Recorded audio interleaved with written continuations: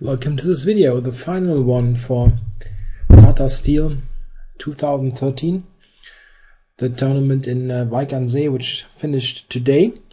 And as already reported yesterday, it was won by world number 1 Magnus Carlsen in a very convincing fashion. We will look at his final game also. I'm going to start with let's say the less exciting games and do these really quickly. I hope so, at least that I manage. I'll start with Yifan against Peter Leko. Both players can be, I think, quite satisfied with the event. Yifan being a big underdog in this section, she made a pretty good impression, winning 3 games, and I needed to pull up the table. I think she's on -2 at the end, and this is really good, gaining a couple of points. You always need to consider that she absolutely had no experience playing those super top guys. She never played Anand or Carlsen or so before, maybe once in Rapid or some less prestigious event where it wasn't so important, but this is a big thing. And Leko also did a good job. He's on +2 at the end as well, so good result. Not as well is the wrong word, but +2 is good. Okay, let's see at the game. Let's see the game. We got ruler pass, and Leko is offering the martial attack, which he plays for a couple of years now. And Yifan actually accepts the invitation, and so we've got the martial. And well, nowadays, if White allows the martial in a top class event, there are 2 types of games. One type is where White just wants to draw. It's got plenty, or in this case she's got plenty of ways to do that, and some forced line that leads to a draw, or some end game which can easily be drawn. The other type is where White has some kind of improvement cooked up, trying to get something. And this game is clearly one of the first, the first cases. Yifan basically just played a well-known theoretical line. I don't know it in detail. I don't play the martial, but I know that all this has been played. And we see at the clock times, both players have a plus time. Check. That this was all known. Bishop f4 is a fun-looking move. This has been introduced, was this last year or the year before? I think by Aronian. I'm not mistaken, but I'm not an expert. Aronian, at least, would be a good candidate. Yeah, White, I think, cannot take, but I don't want to analyze. This is all well known, and White can, with bishop takes d5, go into this position where Black has obvious compensation for the pawn. White's king is a bit weakened. We've got opposite colored bishops and a very strong queen on d5, and here queen e4, and Black prepares rook e8, wants to use the open file, of course, and now just drop back. And this is a kind of position where both sides cannot do much, really. Black will get a rook on the e-file, and in this way challenge the queen. Check. Yeah, and the problem is opposite colored bishops, where in this pawn formation it is impossible for White to ever get a pass pawn on the queen side. White's king is a bit open, and the bishop on d5 is so much stronger than this bishop on e1. So it is a complete draw, this position. And in fact, just a couple of moves later, the draw was agreed. Yeah, 37 moves, I'm sorry, and barely some time spent. Yeah, this happens in those long forced lines, and this is the reason why White very often nowadays play some earlier deviation to avoid the marshal. But of course, it's very understandable that Yifan, after such a long tournament, she rather play a theoretical draw than risk so much. It's really a long event, and what can you do? And for black, what should Leko do? Play some other line that he's not really familiar with. He's playing the marshal for years. So what can you do? It's a draw. Okay, the next game I'm going to look at is Nakamura against Harikrishna, and Nakamura playing g3. He's playing this move from time to time when he wants to get out of any theoretical discussion. d3, and now Harikrishna played e5, occupying the center, and now we have some sort of Pilz defense reversed or modern reversed.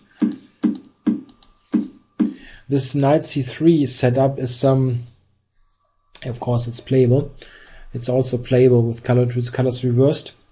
But one issue is of this knight is sometimes it's not so well placed because black has got a pawn on c6. The knight is often better placed here if there's a knight on c6, but this pawn always limits this knight a bit, and therefore it often needs to be repositioned later. e4, and black just keeps it simple by exchanging. I think this is also probably best. Yeah, and we have a symmetrical pawn formation. White has fianchettoed and black retreats this bishop to f8. It's fairly symmetrical. One point is this formation, where I think that black is better off with the pawn here. This offers a neat square for the queen, and it limits white's knight. Yeah, we've got a couple of really normal looking moves. Knight h4 provoked g6, so black always black needed to play g6, and now also fianchettoed.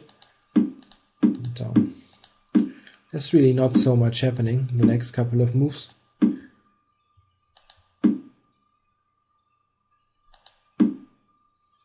Queen f8 controls the h6 square.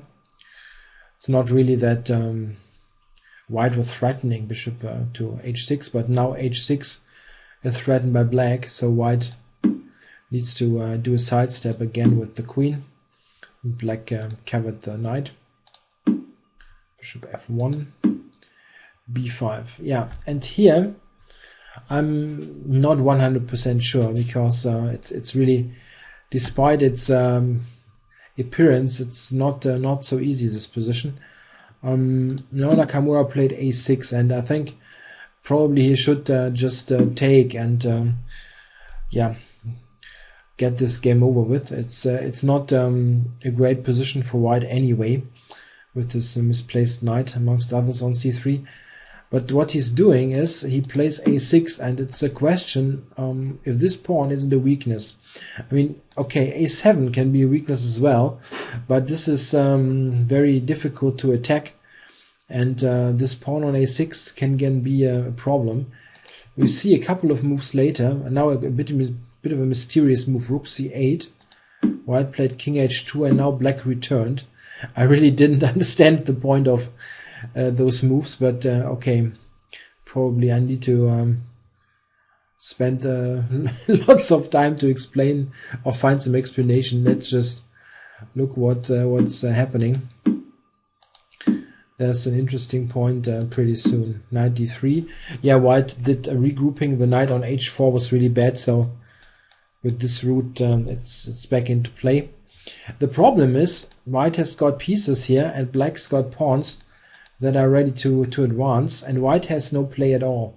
And this is all a long-term consequence of this somewhat misplaced knight on c3. Knight c7, and now white played b4. And yeah, this is an interesting move. It fixes the c5 square, so white can probably try something like this, make use of the square. But now this pawn really is a problem. He also could have played bishop to e3. covering this square so that rook b6 is not possible.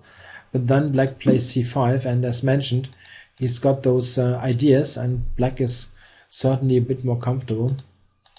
So he played this, and after rook b6, this pawn is gone.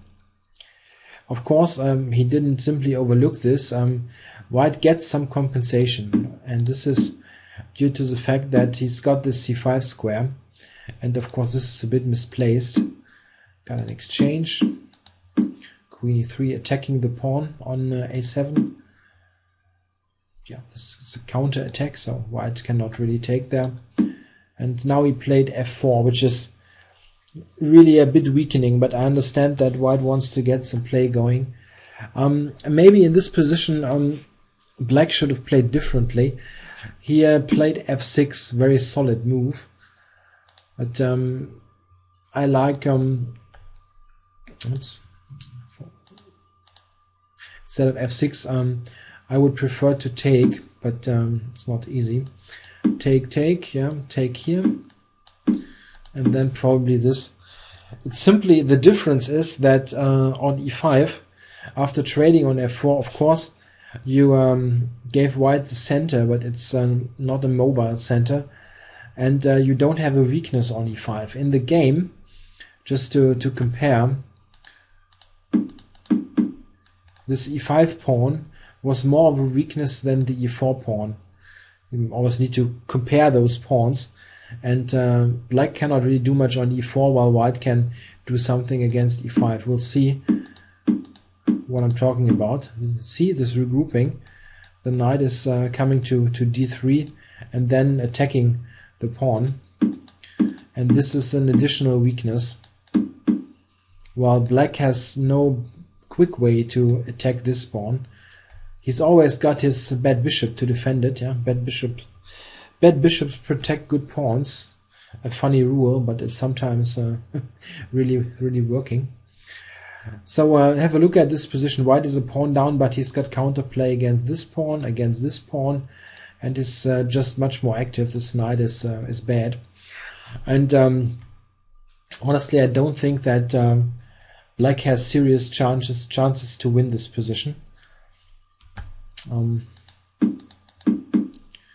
At least in the game, I don't really think that that there was much room for improvement. I mean, I didn't analyze it so deeply, but it seems difficult to make any substantial progress. We can look at the rest. Just a second. Okay, so h4. King g7, and both sides are just trying to improve their pieces a bit, but it's bishop h3 is of course funny. If black would take, then check. There's this move. On knight e6, there's knight f2, and this piece is trapped. Quite funny. So we've got this exchange, check. And now white get the knight on c5. At least after this bishop is exchanged, there's simply nothing much happening. This is the extra pawn on a6, and it's completely worthless. They continued for a while, check. But I think black has zero chances to win. I'd even rather play white, actually. The danger of this kind of positions is white has a clear positional compensation with the active rook and the activity, and sometimes if you're not careful as black, you lose one pawn and the activity persists, and then white has a clear edge all of a sudden. So yeah, black actually returned the pawn and now gets to play c5. This was the idea. He returned one pawn but got rid of the passive formation that he had. Now also attacking this pawn, so you make sure that actually enough is exchanged to secure a draw. Check. Yeah, now black is a pawn down, but he calculated this to a clear draw, getting the last pawn. So maybe Harikrishna had some chances around move 20 and move 30 here around this point. I like, as mentioned, instead of f6 the capture more, but after this it's also not so easy. It's not a clear cut, super clear extra pawn, but black can try.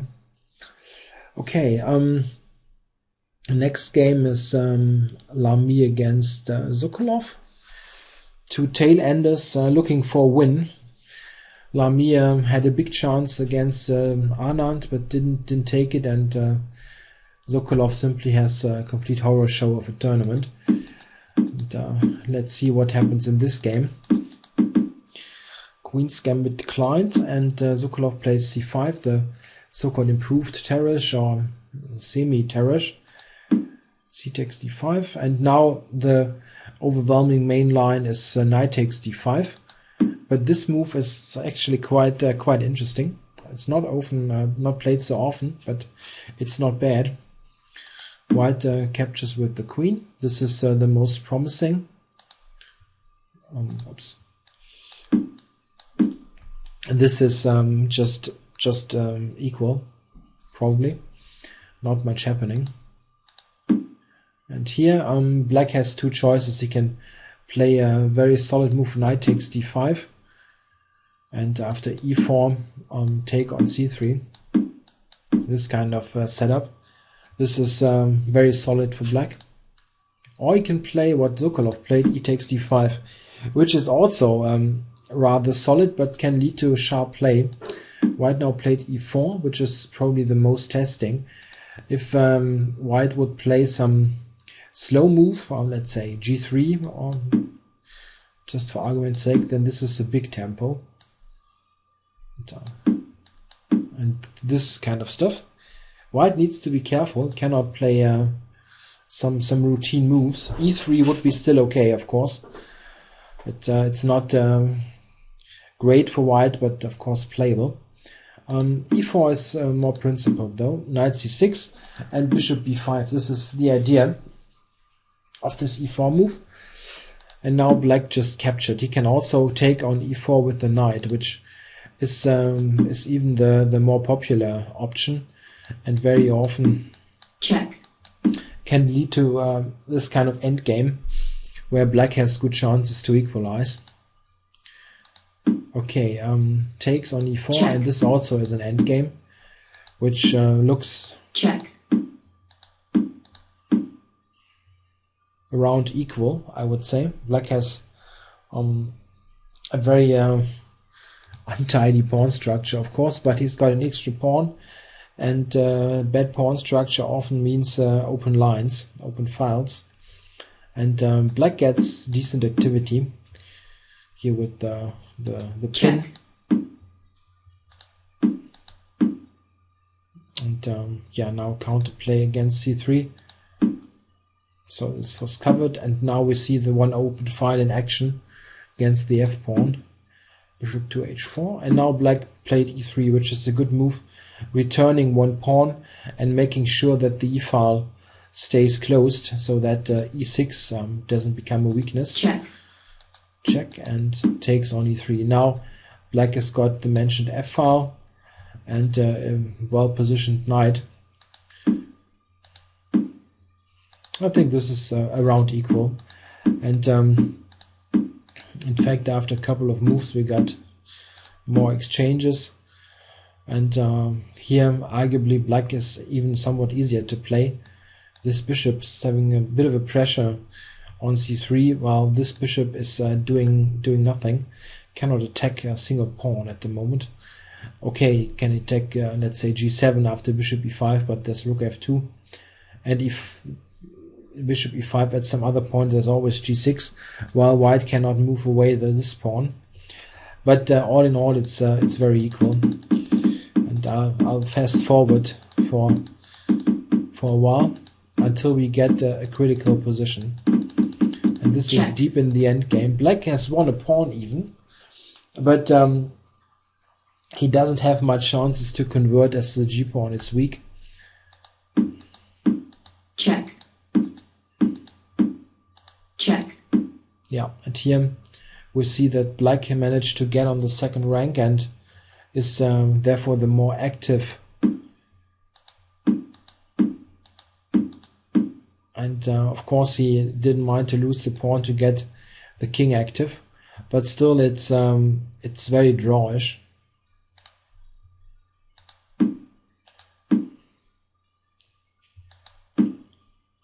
Yeah, white uses the g-pawn for some counterplay.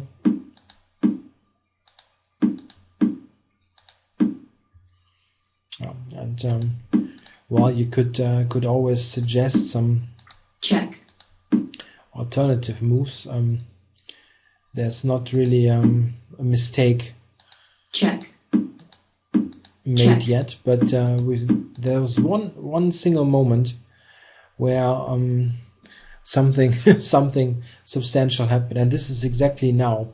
Here, Lamy, the white player, played rook f6, and in fact this move is losing instantly. If Sockolov now would use his golden opportunity, what he should do is rook a6. The problem is you need to have a check against the king move. If the king moves now, you've got a check. And this concretely runs into this move.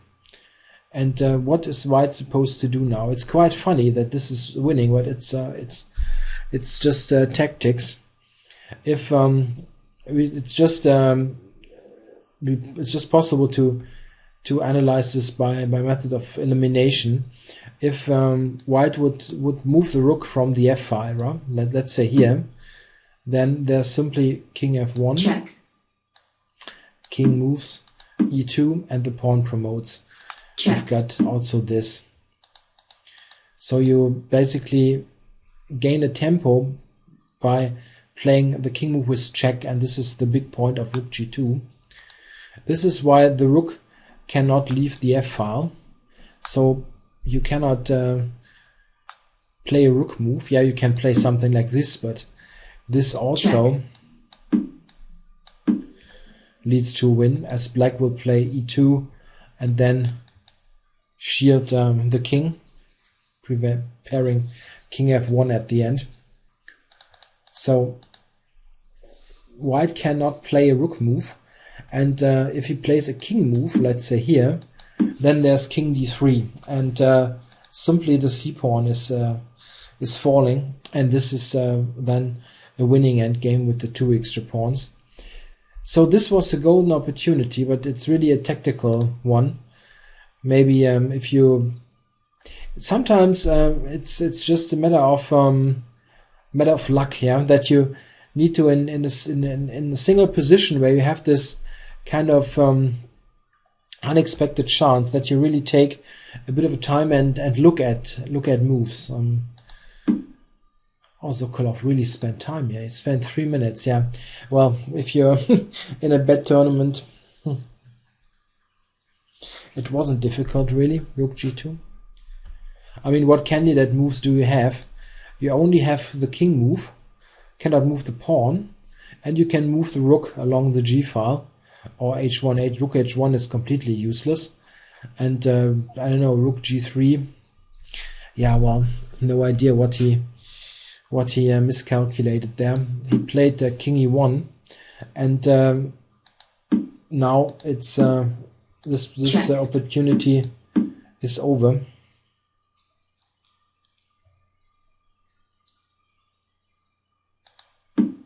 King f3.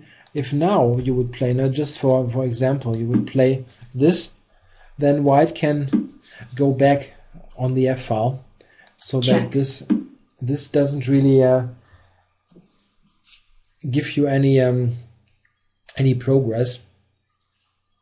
How should black continue now? If you play e2 with this idea, you just stay,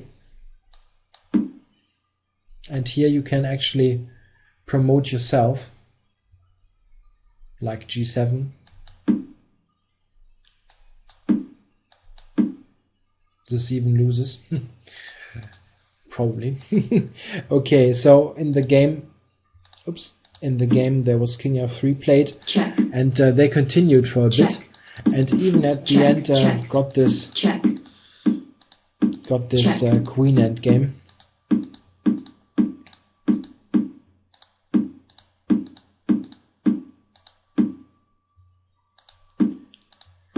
Check. Yeah, Check. I'm doing this very quickly, but I can assure you there was nothing happening. Check. Check. Black even won a pawn here. Check. But the king position is too open. Check. It will always be a perpetual. Check. And here with queen g2 the queen exchange was initiated to get king versus king. So I think both players are glad that this tournament is over. They both didn't win a game and lost quite a couple. Especially Sockolov really is a much better player than he seems to be if you look at just this tournament. All right. So what game next? Let's go with Caruana against Aronian. We have Berlin again. Okay, and Caruana allows the Berlin Wall endgame. Check. But didn't really come up with something great. I mean, also I'm not a big theoretical expert. The only thing that I know is that he rather quickly was worse. So let's look at this position. This after 18 moves, and I think here you can also already conclude that Black has no problems at all. He's got the king safely evacuated from the middle of the board. Can probably step up here. He's got a good bishop, which is secured on f5, attacking this weakness. And what does white have? Yeah, not much really. Played rook d2 covering this, and now black regrouped the knight to e6, and black is already much more comfortable. Knight g5, and now this is an interesting moment. Here Aronian played bishop takes g5, and this is maybe a surprise if you don't know this this line too well. It's almost always good for black to get rid of the dark squared bishop in these structures, as the dark squared bishop is limited by this pawn, or generally speaking by these pawns. Also, it's sometimes good to liquidate a knight, as knights can combat or fight for the light squares, and this bishop cannot. So this exchange in a way increases this blockade. In a concrete way, black already also has got the d file and can play a4 using his 4 against 3. So the black majority is the more dangerous here already. It's hard to see how white should be able to move his pawns. So a pretty bad setup that Caruana chose here, and he's in real trouble. a4, and black just grabbed his pawn. And one reason why you could do that is after f4, black can simply sacrifice the exchange, and Aronian gladly did this, because he gained a second pawn on c2, and also now with 4 against 2, we see that these will be really dangerous pass pawns. White captured, and rook takes. Yeah, now black's got a very dangerous c pawn. And of course, it's got great pieces, while white's knight is especially bad on h4. This is why black tries to exchange it. Yeah, okay. Black's position is probably simply winning. It's not a complete easy win, but it should be a decisive advantage.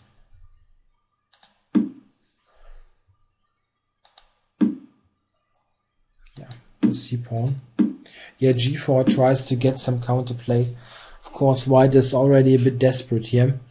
The idea is if black would take on g4. If black takes on g4, then you get c4 back. And this is not the best, of course. you want to keep this strong pawn. So he just played knight to b3. Yeah, rook takes. He couldn't take really on b3. And here it's a question. Black has got, and this is I think one problem of this position. It's clear that Black has an almost decisive advantage, but you've got so many good moves that you can easily lose the thread choosing one of the good moves. He captured on d2, which probably keeps the advantage, but maybe knight d4 back was even better. So in this position, improve on knight b3 and maybe play a move like g6, just freeing the king side so that f5 is not possible, and then play b5, c5, and so on. Just can continue with the slow advance of the pawns.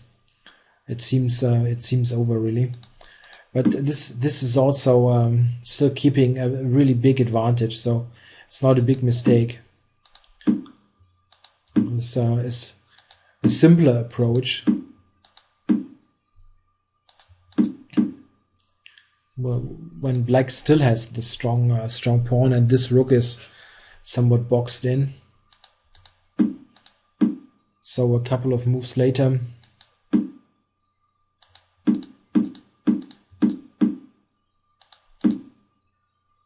we see that Black still is much better.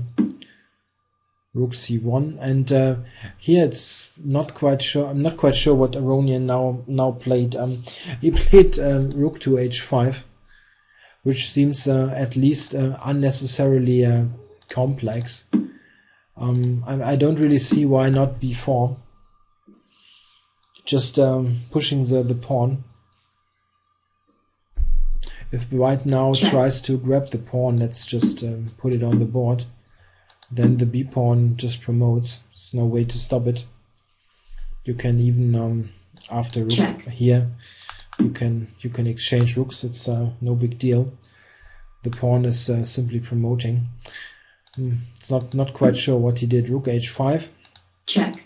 And now white gained this pawn.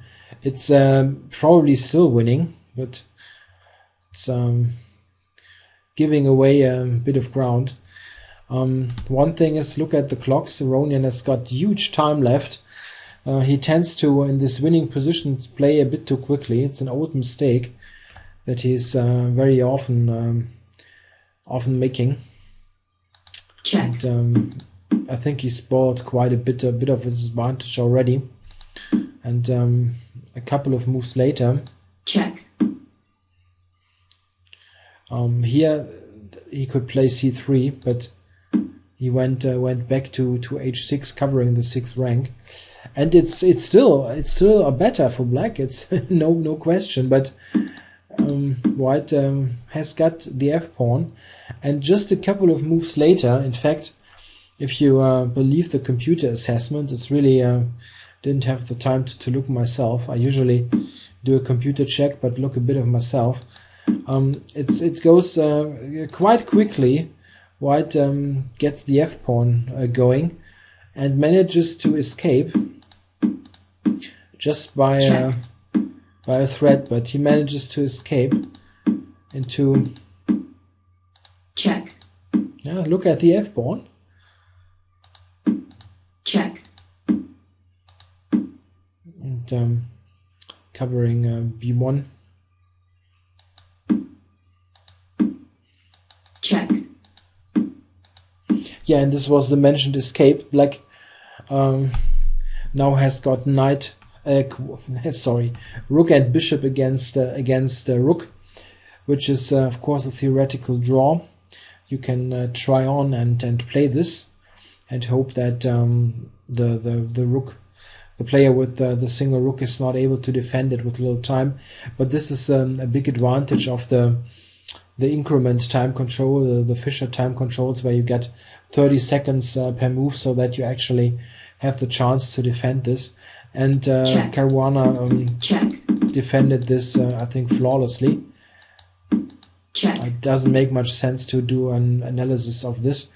If really a ton of comments request for an analysis of this endgame, I will do this and show how it is drawn. Check. But Check. there are various ways to Check. do this. And Check. they practiced all this Check. for more than 100 Check. moves total. Check. And you see that Caruana always has got like 2 or 3 minutes, so he's got a bit of time to organize or think about his defense. Check. Check. And draw agreed after 104 moves. Yeah, certainly a disappointment for Aronian, who completely outplayed Caruana and only needed to actually win the game at the end, but didn't manage, probably by playing just a bit too quickly.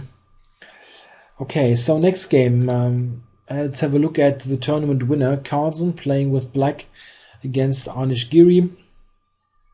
Carlsen had the chance, if he would win the game, to break another record of Garry Kasparov's, who won this tournament in Wijk in 1999 with the really brilliant score of 10 out of 13. And Carlsen had 9.5 before this round, so a draw would even this. So he would repeat Kasparov's score, and with a win he would even improve upon this. So we got G6, so a King's Indian or Grunfeld, and Giro plays this fashionable F3 move, and Carlsen allows the transposition into the King's Indian with a somewhat unusual move order with this early E5. I'm not sure what's the point of the early E5 really. To be honest, Bishop G7 would be normal. Giri now played D5, which isn't a mistake, but I think the question for me is, why not Knight E2? The point of Knight E2 would be the following: Bishop G7, Knight C3, yeah. So just keep the center. And now the question is what black should play now. The issue is that castles after Bishop G5 is a well-known line which is better for white. And very difficult for black to get a decent position from this. So Carlsen probably had some concrete idea after knight to e2. Yeah, maybe capturing, I'm not sure. Or something entirely different. I have no idea. Okay, but Giri played d5, which isn't a bad move. It just transposes to something else. Bishop e3. This threat, of course, needs to be attended to. And after a couple of moves, we have transposed to an old main line of the Semish King's Indian. In fact, this line with e5 was a favorite of Kasparov's, in different move order, of course, not with f3 and the early e5. But this was something that Kasparov has played more than once. The normal moves for black now are knight d7 or a6. This is the most played move, a6, knight d7. And Carlsen is playing a very old-fashioned move now, which is basically never played nowadays, as it is believed to give white a pretty distinct advantage. So quite a surprising choice. Bishop f2, bishop to f6. The idea is to get rid of the bad bishop, but white has queen e1, which is the key move, and this prevents this bishop h4. Knight to d7. King b1, normal move. Bishop e7. Okay, this protects the d-pawn and prepares the next move that black is going to play. c3. Yeah, and now he played the move c5, which is in a way the reason for the upcoming troubles that black is going to be in. But the problem was that you really don't know what you should play instead of this move. White has a very pleasant position. He can play bishop to h3. This is one issue, activating this bishop. And also at the right moment, after this bishop move and maybe after the exchange, white can often just play g4 and h4, making sure that the king side is closed, and then play on the queen side later. after due preparation.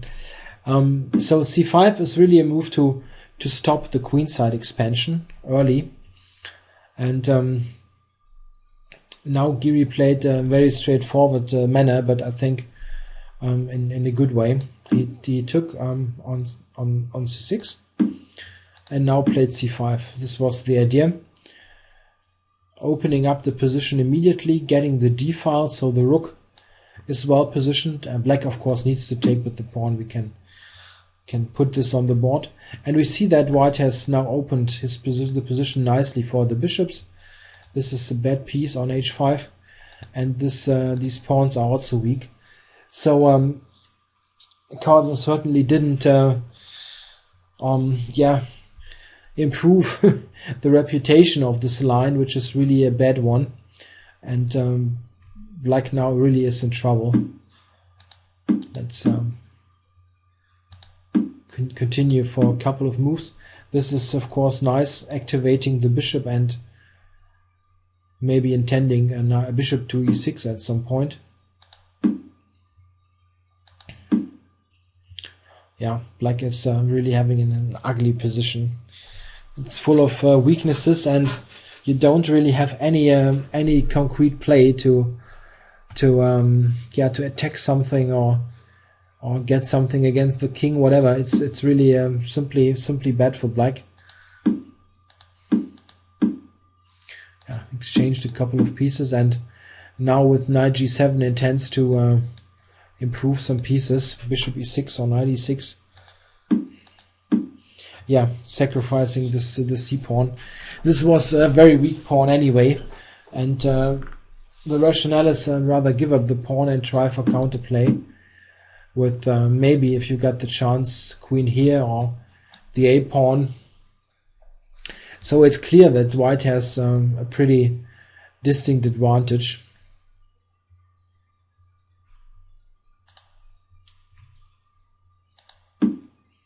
Queen to c5.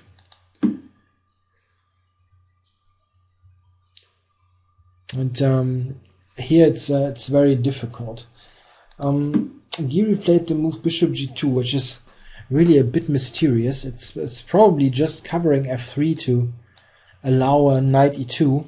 The f3 pawn would hang if you don't play this preparation move.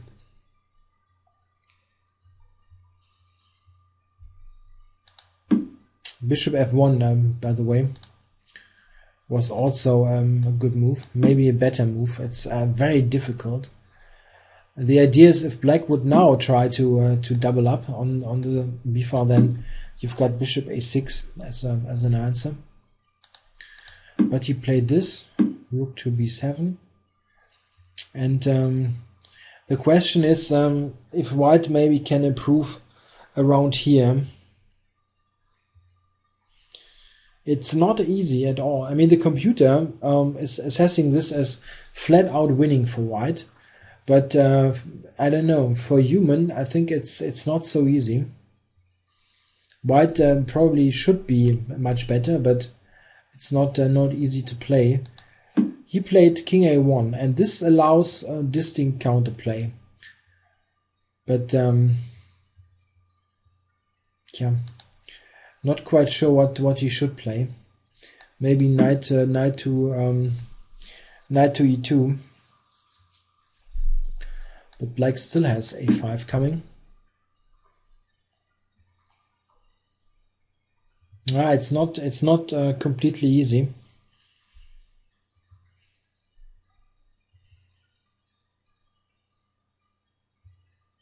Yeah, black has some play.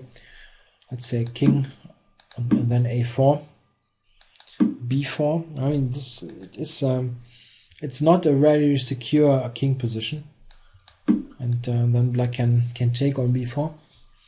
Yeah, this is not really an improvement. He played king to a1, and now knight d7 was a mistake. Yeah, but a5 was an interesting move, leading to very good counterplay for black. The idea is if white would take now, there's rook a8, and now black's play is even overwhelming. Maybe this bishop f1 was really stronger than bishop g2. The bishop on f1 can be a handy defensive piece. Yeah, a5 gives real counterplay. Around here probably something else. Maybe still knight e2. It's difficult. Okay, he played king a1, and now Carlsen should play a5 with the counterplay. He played this move though, and this could lead to some trouble.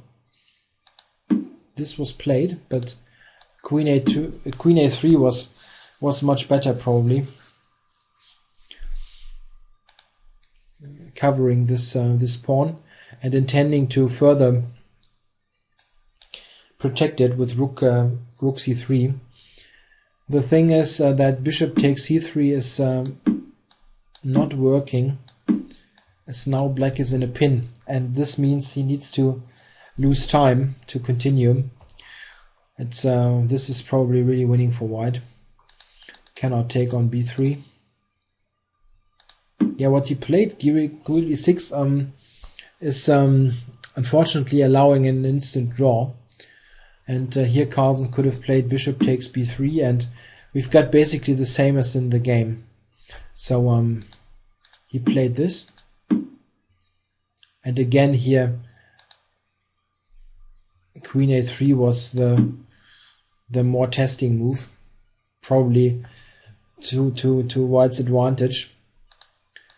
Played this, and now Carlsen played bishop takes b3 and forced the draw. And we see, well, why is this a draw? White needs to exchange queens now. And if he takes now, and he must take, he cannot really avoid this, then this is a draw. White needs to look at this threat. And the only way to secure this is rook c2. Check. And again, here you've got the checkmate threat. Yeah, white's pieces are not helping here. King back, and check. It's a perpetual. So at the end, a draw. An escape for Carlsen. I think these queen a3 things were really worrying, but he had some counterplay. I mean, you cannot simply just always look at the computer evals. The computer just says white is winning all the way here, but it's not so easy. Black's got now some really active pieces. The rooks got the a5, a4, and it's just a pawn, while white's pieces are not doing so much on the king side. So it wasn't like Giri was missing a super easy win or anything, but Carlsen certainly was in slight trouble. Queen a3 could have been really tricky. Okay, so the next game is where it is Karjakin against Wely, and surprisingly, Wely played the dragon. Again, he lost against Leko before in this tournament, and Karjakin simply repeats the line that Leko played. And to be honest, I don't really see why, as black, you would go for this line. It seems totally unattractive to me, but okay, it's chess is also a matter of taste sometimes. But I don't really know why black should go for this. Yeah, it seems to me that you're just a little bit worse forever against this knight on c5 and the somewhat better white piece placement. Okay, so this position now, Wely played the move h5, and I think this is helping white a lot in developing his play. Maybe you should play some slow move instead. What I'm getting at is that white now can play g4, and I don't really see why you should play h5 to make this move yeah, even worse. You could have played instead of h5 some other moves, for example knight to f4. queen here, and then bishop e6. Of course, it's not great for black, but I mean this position is not great. Maybe I'm too biased, but I really don't like black's position. Got a worse pawn structure, worse pieces. Why would you play this? I mean, the computer still says it's about equal, and black has got certainly some defensive resources. He's not lost or something, but it's still an unattractive position, at least to me. Yeah, well, h5 didn't help. g4 is certainly something that white likes to play. Yeah, e5 gaining a tempo, and white now played queen g1. Maybe he didn't really appreciate this move, I'm not sure. What's clear is that black is now in some trouble. Okay, he's got this trick. White defended against this, and now queen g3. This intends to maneuver towards the king, or maybe this. Oops, knight e4 to f6 or to g5. He now played a5, and after this he's already in huge trouble. Probably it's not even a position you can defend after a5. The computer suggests a very cool defense, which however for a human is simply not possible to find, maybe, or very difficult. The computer wants to play rook b8, and this is really a clever move. The idea is, if white now plays the same as in the game, then black can play the interesting move rook takes b3, takes, and knight g2, forking both heavy pieces here and regaining.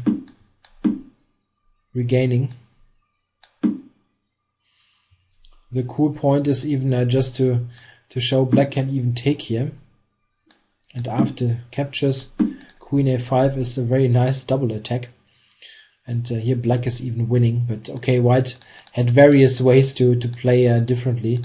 You don't need to play queen h4 instantly. Okay, he played however a5, and we see the difference rather quickly. Queen h4, and now black played this move, but if black would play knight g2 now, white has got bishop takes f7, and this is why by rook b8 and rook takes b3 was essential to get rid of this this knight. In the game, instead of knight g2, it's basically the same. He played a4 though, which, considering the answer, looks really a bit weird. Check. White just took it, of course, and just as after knight g2, and black has no move, of course. Queen takes, it's just the rook hanging, and king takes, queen h7 picks up the loose queen on c7. So a4, really a weird move. He played king g7, and now just knight e4, and intending this. And yeah, Wely doesn't have a move and resigned. So he lost 2 dragons at the end of the tournament, and he really suffered with black, losing all those Sicilians. He made a really good score with white, winning a couple of games, but he really got thrashed in the Sicilian. Yeah, and I listened a bit to the live comments today on the ICC, where they mentioned yeah, that this it's hard nowadays if you don't play e4 e5 at the top level, double king pawn, as it is so solid. It's very helpful to have a solid option available, and when Wely simply doesn't have this, he always plays this very direct and sharp stuff, and loses quite frequently against the top guys, instead of, let's say, play some boring Berlin Wall now and then, and draw some games. Okay, so quick win for Karjakin at the end. So we've got only one game left, and this is Wang Hao against Anand. Wang Hao having not a great tournament, but this game he played really well against the world champion. We've got a Scotch 4 knights, and not the most aggressive line ever. So this is the complete main line, and here for more than 100 years bishop g5 has been the main line, recently this move h3, which doesn't look too terrifying admittedly, in connection with this, has been introduced, or maybe let's say unearthed. It certainly has been played before by Kramnik last year, who stated that it's probably not leading to some big edge for white, but it's certainly an easy to play position. Yeah, this is certainly true. White has an easy to play position, and this in general, this opening the Scotch 4 Knights can be recommended to players who like open positions with piece play, without taking too much risks, because it's very hard for black to get something substantial here.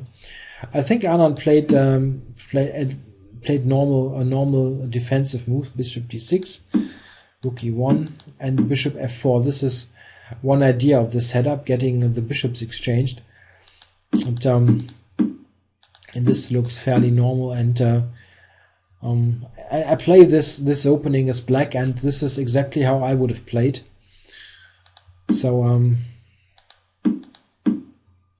only here I would have played differently. Definitely here. Here Anand played rook to e8, which is probably all right, but I mean, he's the world champion. Who am I to criticize this? I can only say that what I would have done is to play bishop d7, because I really don't like the idea that white would take my bishop here. I think bishop b7, I would play bishop b7, rook f2 e8, and rook and king f8, trying to get rid of the rooks and centralize the king, because I think in a pure minor piece endgame it's difficult for white to get anything. And in the game he allowed this exchange, and this I don't know, it looks a bit uncomfortable. I also thought, just my opinion, and it's a purely strategical thing, that rook takes e6 would be better here, but he took with the pawn. And also I just recognized the clock times. Anand was playing very quickly.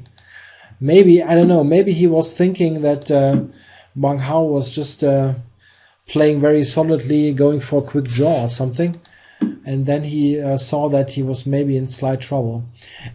The thing is, I believe that black has some slight problems in this position. It's simply that the position is wide open and it's not entirely symmetrical, so the bishop here is just better than the knight.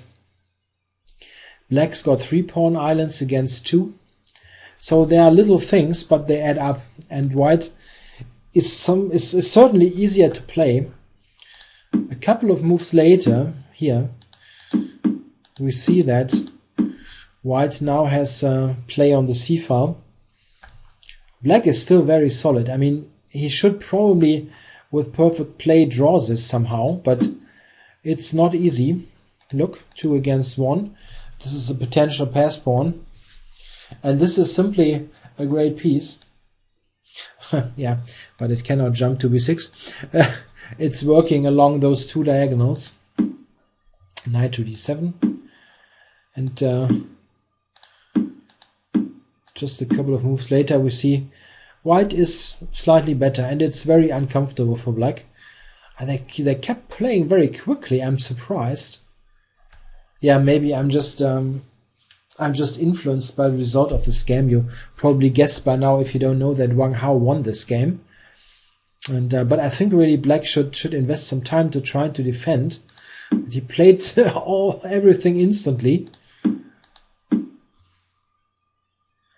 E4. Yeah, and now let's say I'm very curious how much time Anand spent. He instantly took with the pawn. It's very interesting. I thought that knight takes e4 here was a very serious alternative, and much better actually. I thought this would be an improvement, but he played this so quickly. The idea is, of course, if white would take the simple solution, so to say, then black takes with the pawn, and he's got counterplay. He'd like to get into a rook endgame probably, because the drawing chances there would be better. It certainly is profitable for black to get the knight exchange for the bishop. The problem, maybe the problem why I didn't play it, but I don't know, he played all this instantly. I'm not sure how much thought he put into this at all. If white would play king g1, black has the interesting defensive move rook to d6, which at first looks a bit strange because of this, but black can check. Black has this way of defending. There's always a check. If play this, check. Get the check, and black wins even. So knight takes, check. King here, rook d6, and this is why white probably needs to retreat. And now some, let's say, king f6, maybe even trying to activate the king more. I think this looks like a better defense, but okay, it took. Check. And now the bishop is strong on c4. And the king here. I mean, this looks, for me, very uncomfortable for black, but he continued to play instant moves. Really weird. King h7. And yeah, rook c5, just protecting against knight d5. Don't want to exchange here.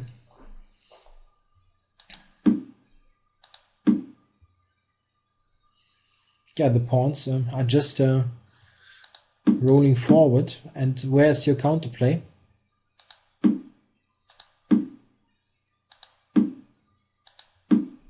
Yeah, a7 is weak. Yeah, by now white is just completely winning. And not sure if there was after this transformation of the pawn structure, if there really was a defense. It looks very difficult. These pawns just advance, and what is black going to do about it?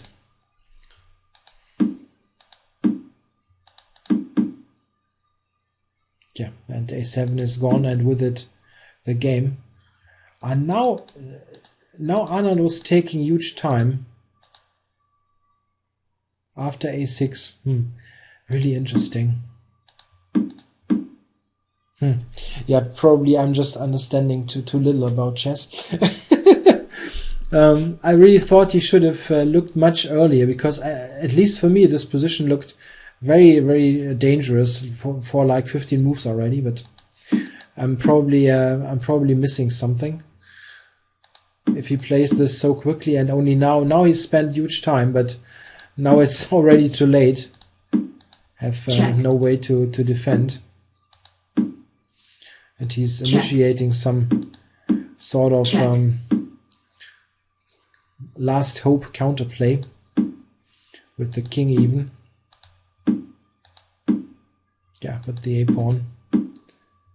And now just kind of a spy check on f3. And rook f7. The point is, black was threatening rook h2 and f2.